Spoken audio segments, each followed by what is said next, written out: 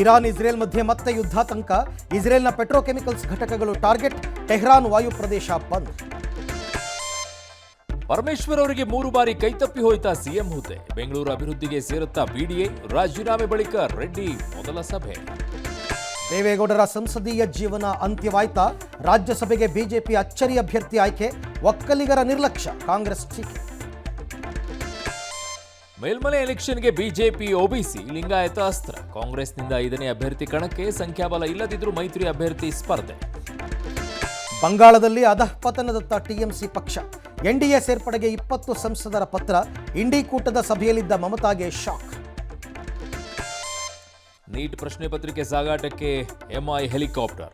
ಪ್ರಶ್ನೆ ಪತ್ರಿಕೆ ತಯಾರಿಕರಿಗೆ ಜೂನ್ 21ರವರೆಗೆ ದಿಗ್ಬಂಧನ. ಪಬ್ಗಳಲ್ಲಿ ಅಪ್ರಾಪ್ತರಿಗೆ ವಯಸ್ಸಿನ ಐಡಿ ಕಡ್ಡಾಯ.